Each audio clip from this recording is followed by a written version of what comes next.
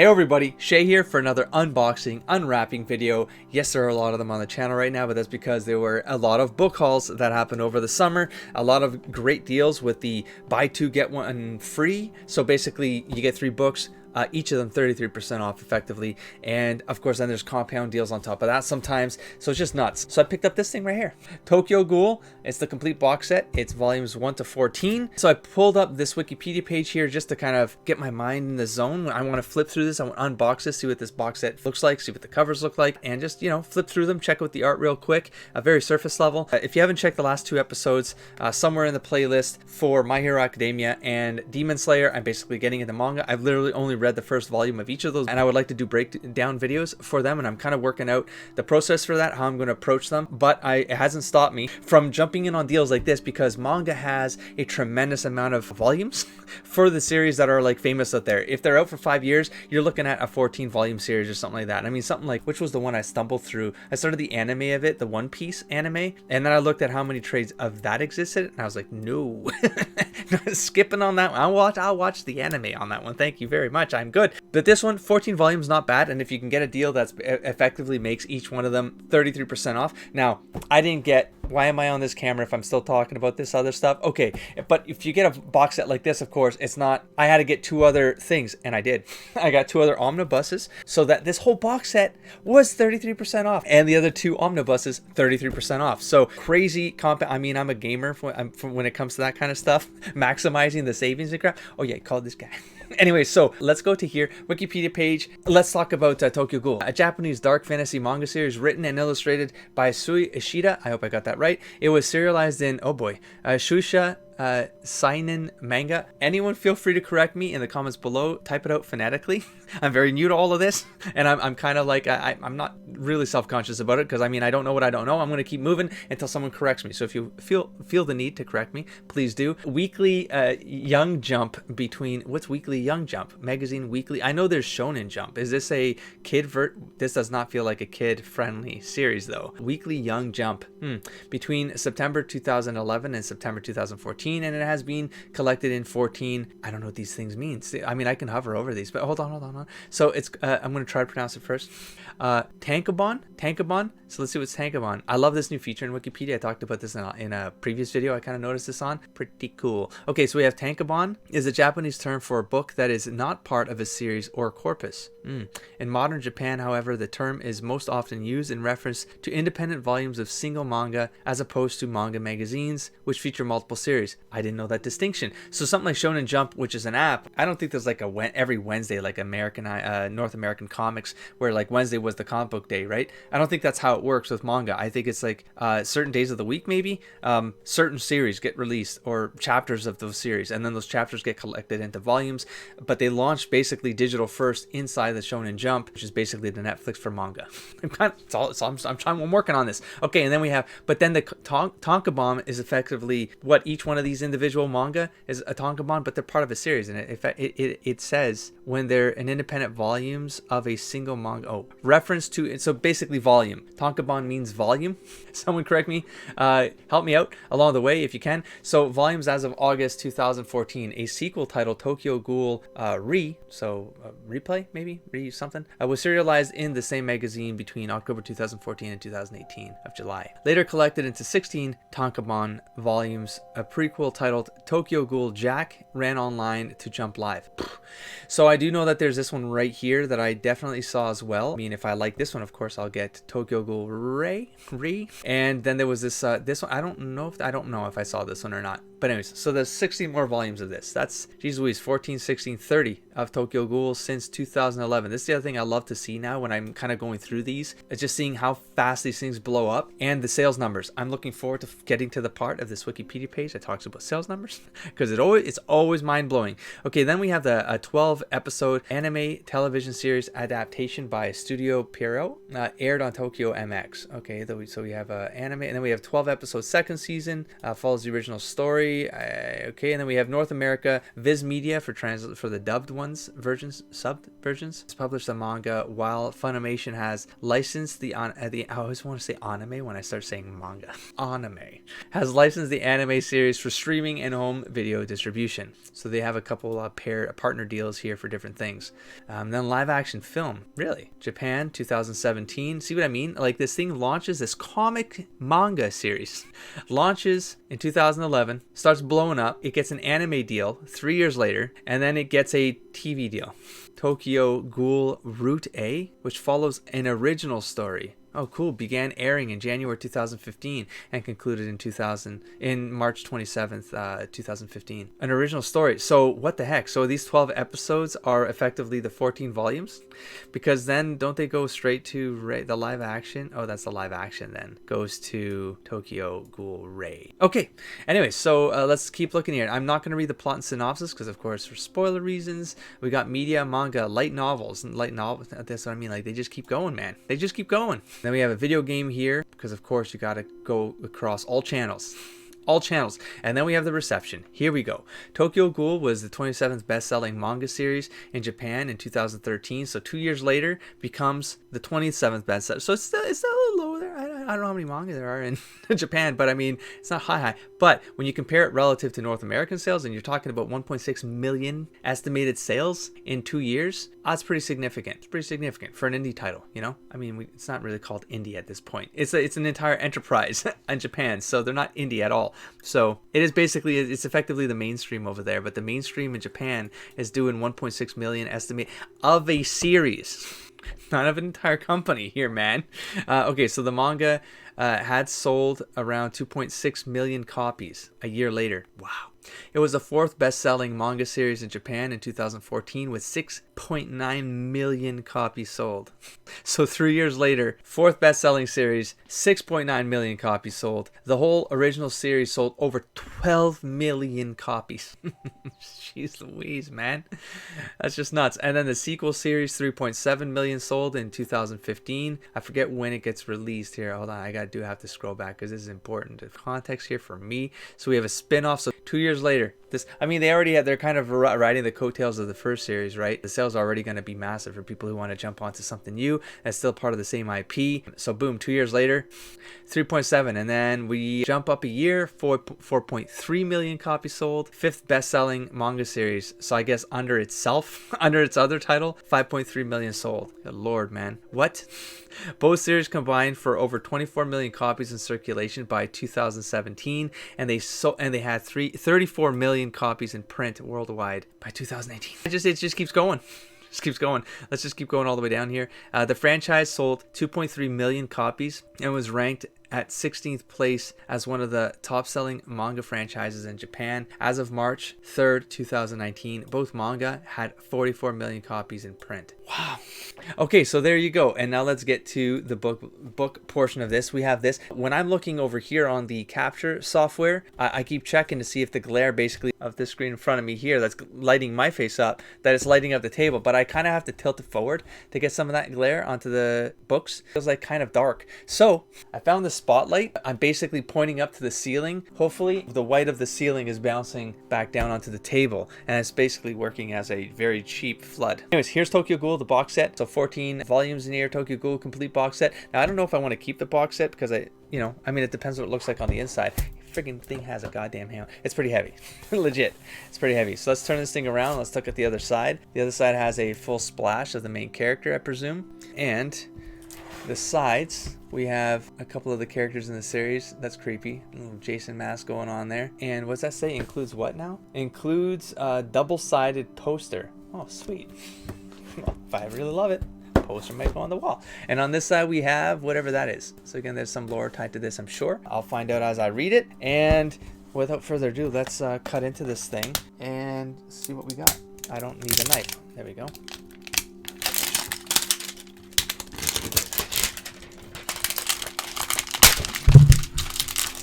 Oh, it's got torn plastic smell, just like knocked me back a little bit. Oh, that's probably super loud, huh? It's literally peaking my mic. I'm getting this very strong plastic, like some science is happening in front of my face. That usually only happens when I pop open a board game box and a cellophane. I don't know, plastic, whatever. It's ripped plastic. It's triggering chemicals. Anyways, we have something here. Is this Velcro? Yeah, that definitely sounds like Velcro. So let's take a look. So it opens up from the front here. Oh, that's kind of actually, it's pretty neat. Now I wasn't gonna keep the box because I don't see the point of it, but it does kind of look neat. And on a shelf, I suppose it would actually be neat. Now this is gonna hit my mic, so I'm having some trouble here navigating this because it's gonna hit my mic. Oh yeah, it's got board game box smell. I'm gonna turn this slightly because otherwise I'm banging in my mic and you guys aren't gonna enjoy that. So here's the series. I like the consistent design. Let me talk about that because this is something I can appreciate about all the mangas so far, because as you can see in the shelves behind me, like some of those are the same series and the spines will change over the years. There's some inconsistency with the volume numbers. I mean, it gets to a point where Marvel doesn't have volume numbers on their stuff because it's just stories are all over the goddamn place. I don't know if DC does that. I think DC still numbers for the most part, but Marvel has stopped. I mean, if they number it, it still doesn't make sense. Stories are going all over the place. The trade address is completely different, and so no one has a really good idea of like, hey, if I pull these 6 off the shelf, they're all part of the same story. They're all cohesive. We have no idea. I mean, if a fan of comics has no idea, imagine a new reader trying to come into the hobby. They're gonna have no idea. But then you look at this. You look at manga on the shelf, and you're like, whoa. Geez, I guess I just have to buy this series. And so if you buy 1, 2, and 3, whatever, when you're like in the bookshop, you go home, you read them, you're like, oh, I'm going to pick up some more Tokyo Ghoul. You might see, I'm making a speculation here, but I bet you any money Tokyo Ghoul Ray is not going to be the same white trade design. I suspect even the logo might be slightly altered. I think the trade dress over here is going to look I bet you any money it's going to look cohesive with itself, but it's just going to touch back to the spirit of this Tokyo Ghoul trade series for this for the original series. Speculating based on just what I've kind of caught, and I haven't walked in a bookshop yet to look at shelves of manga. I know they're out there. I know that, like, when I mean, it was years ago. Last time I've been in a bookshop. Yeah, I can't even remember the years. I would have been in my last city 6-7 years ago, something like that. They had 1 or 2 shelves of manga, but I've heard that it's blown up. It's blown up crazy. I'm actually looking forward to kind of going in there. If I ever do, maybe I'll record it and kind of talk about my experience of that. I'll tell you right now, the feeling of these are friggin' sweet. They have it's that soft matte feeling. It's not exactly, you know, as you can see, like it's not glossy. It's a matte. I love the matte feeling. Sometimes it works, and sometimes, you know, you really want something to pop and you want the gloss cover. But there's something about, I don't know, maybe it's like horror books, like the horror genre that has matte covers. I feel like it feels right. Because it mutes the colors a little bit, and when you're kind of going for that kind of more dark vibe, it's just you want to push back the blacks, you know. When they're glossy and they fly at you, it just feels a little bit more like the high contrast stuff sort of doesn't give it the same flair. Depends on the art. I guess it depends on the art. Anyways, so here you go. I love this cover design. Probably my favorite of the. Do I have them around? I can compare them. Yeah. Well, call me crazy, and they're also bigger. Oh damn! Look at that. I wonder if that's like a box set thing. So here, let's take a look. I thought so. I was picking it up. I'm like, that feels bigger. So there you go. You got maybe another inch on the width there and an inch on the height. Look at that. Now, if someone knows, if is that a box set thing, or because I thought all manga was this size, right? Because you look at these two, right, and they're effectively the same size, right? Is that a thing? Is that special? I don't know. I'm all for it. So let's look at the covers. So I mean, you can tell right away, like it's fun. It's like got that 4-color comic book feel, like a little bit Silver Age happiness going on with the smiles, and of course that's a big theme in the thing, right? The smile.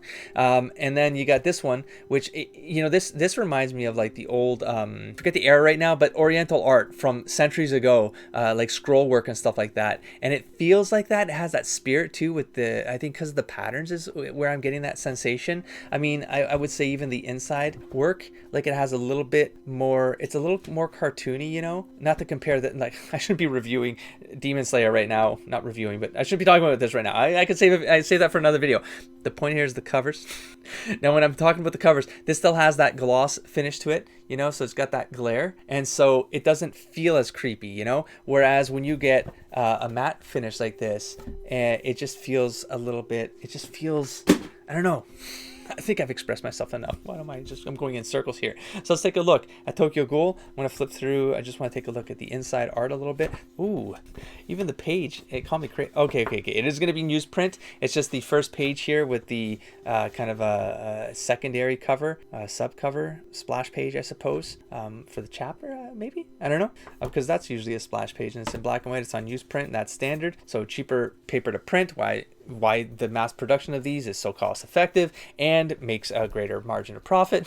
There's all these different reasons why this is I suppose doing as good as it's doing. North American comics got something to learn, that's for sure. Anyways, it does feel like it's been blown up. This text looks larger to me than the other 2 volumes I read for those other 2 series. Yeah, but then the art looks a little softer, a little bit more painterly. You can see the this camera's not going to focus, so I'm going to try to get to that perfect zone right there. So it's got a little bit more, I don't know what that is, like brush work going on. Can't tell what kind. It might be digital. And then we go back to that manga feel, that typical to Japan art styles, So high expression, I would say low action in general. You get a lot of these talking heads. I call talking head panels. I mean, I flipped through quite a bit right now. There's a lot of I would imagine this is exposition. Ooh, I love that newspaper smell. I'm getting it right now. This reminds me of like we're talking late 80s, early 90s comics. We're still in newsprint. There's something about it. There's something about the smell. And this is why I don't read digital. Like I could get Shonen Jump and read a bunch of these, but I would rather invest the money and flip through stuff, And it was okay, we're getting into creepy territory now. I want to kind of see this contrast. So you get these talking heads, very clean line work, very simple like figure work, faces. But to do that, you kind of have to have a lot of expression. You got to have ways of expressing things in ways that, for example, you don't see this in North American art, comic art. Yeah, because it's an expression technique. It's distinctly manga. It's an anime, of course, right? It's Japanese. Sorry, I shouldn't have said manga, but Japanese. It's distinctly a Japanese art style and sensibility. They can pull things off like this where, let's just make him pupils, and that tells an expression. Let's get rid of his nose, and it's just a nose. And this goes back to very basic ideas of facial kind of how to convey expression with the simplest amount of lines. There's a reason why like the smiley, for example, has become so successful, so famous as an icon in our culture. It's because it's a circle, 2 eyes, and a smile, and it's a smiling person, and that's kind of the magic of what the smiley is, and it's kind of captured in the spirit of manga. So let's look at a couple more. But I don't know what it is, but my nose always gets itchy when I'm flipping through things. I don't know what it is, but it might be the smell. I'm getting overloaded right now with awesome newspaper smell. Anyways, I'm trying to flip through another couple pages just to get some more. See that? Like you see her eyes there, and they convey a different kind of expression. They can get cartoony with it, but then they can get sort of realistic. You still got the big eyes, small mouth, the BESM kind of style, because that's what's typical to Japan. But you get a lot of consistency and with the characterizations, but you also get a lot of range with their ability to do expressions. Let me see that one a little closer. Do expressions manipulating the line differently so that it conveys emotion as opposed to staying quote unquote realistic, at least relative to the art style of the artist that is doing the work, right? You get the eyes here with the lines underneath it, right? That and the small pupils. So that conveys an expression, and that's what I appreciate. I really appreciate with this art style. It's what fascinates me the most is the range they have. See the simple blocking though? You got no background here, which is fine. Oh, my light bulb, it literally just went black. Like I haven't used this thing in years. The whole glass is black.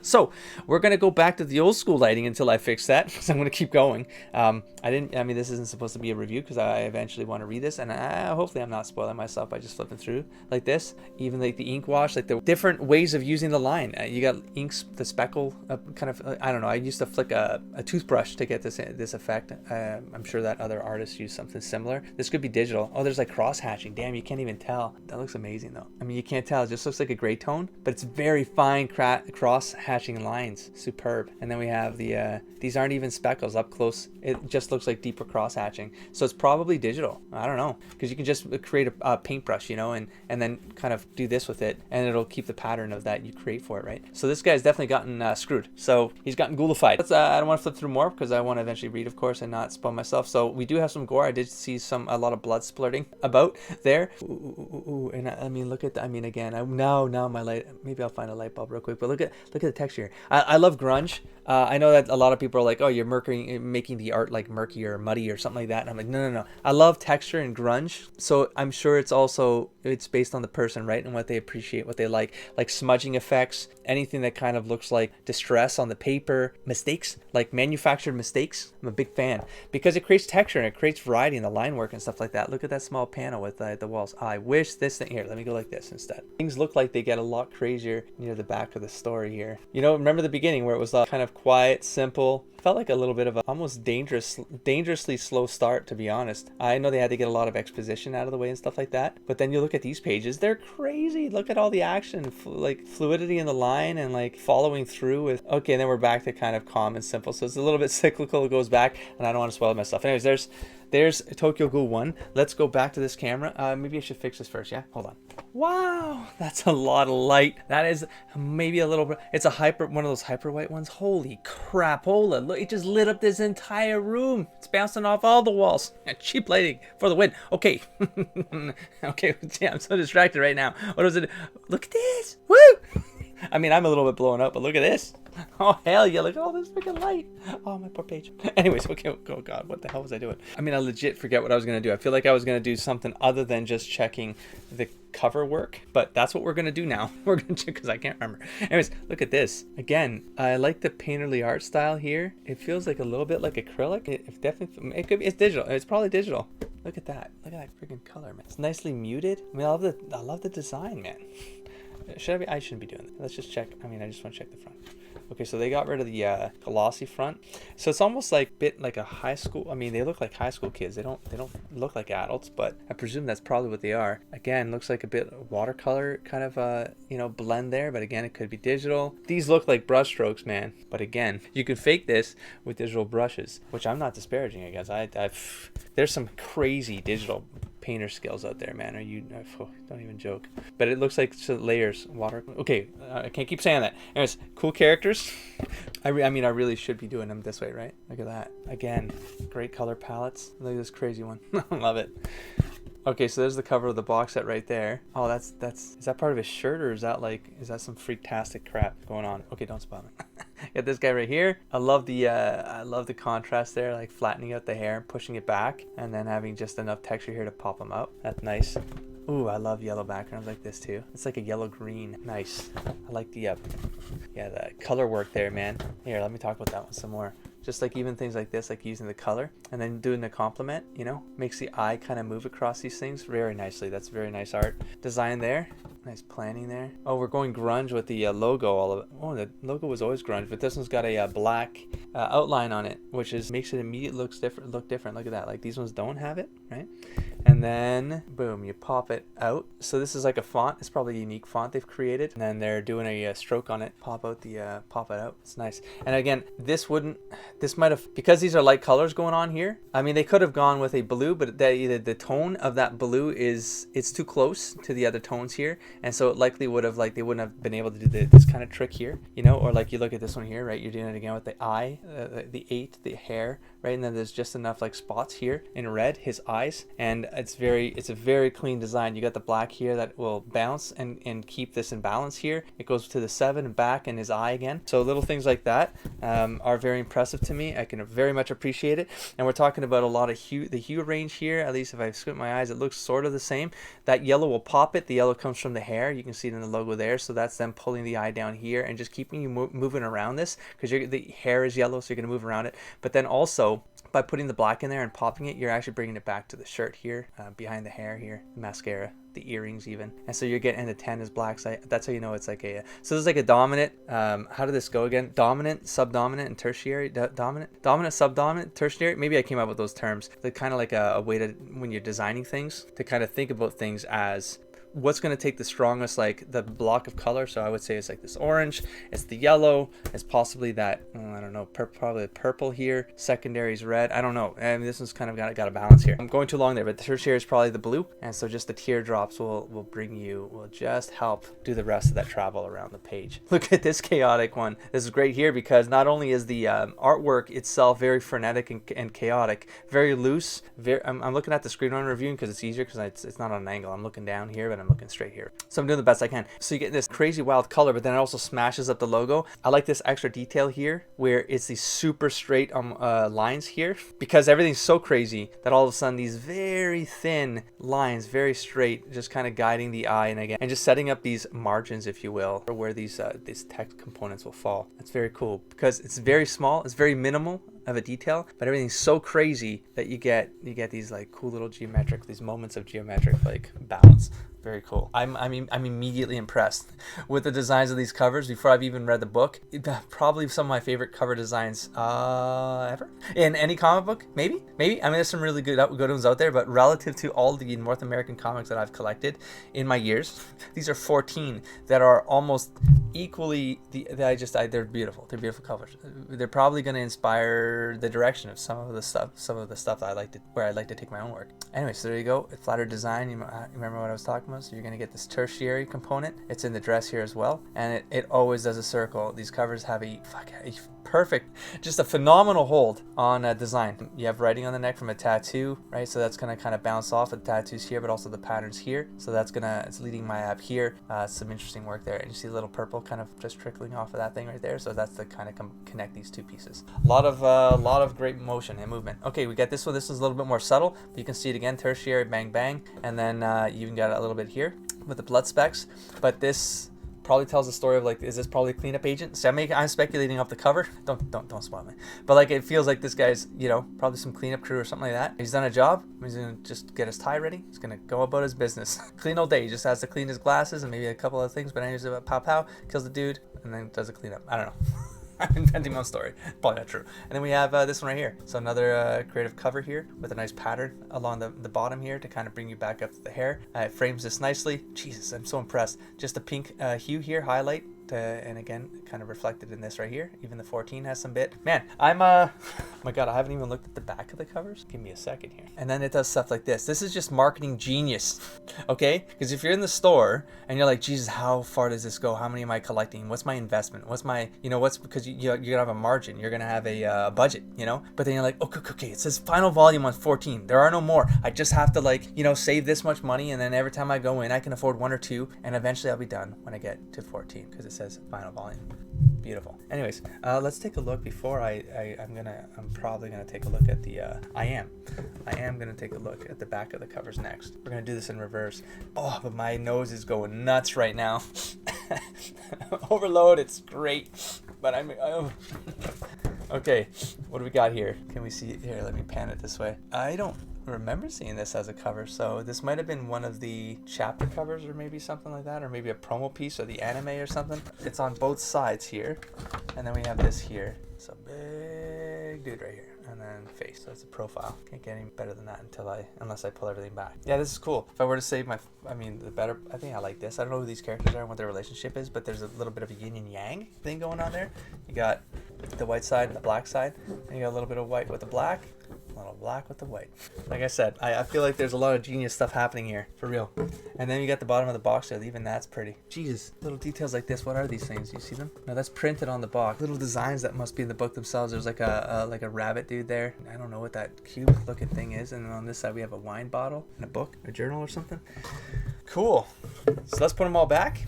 And in doing so, let me just do a quick look here at the back of the covers just to kind of be impressed again. So just subtle, clean. I like that subtle effect there, putting the volume number again, a summary here, and just bringing a bit of this into here. Now this one is interesting because you got the purple down here. Nice. Beautiful work. Holy smokes. Chaotic, frenetic. They kept that thing going. Nice. Got this one, kept orange going. Is that a front and back? Oh, cool. Okay. Ooh, okay, they're two separate characters, white and black. We got mask, no mask. All right, this is gonna be. I think I'm gonna like the series, man.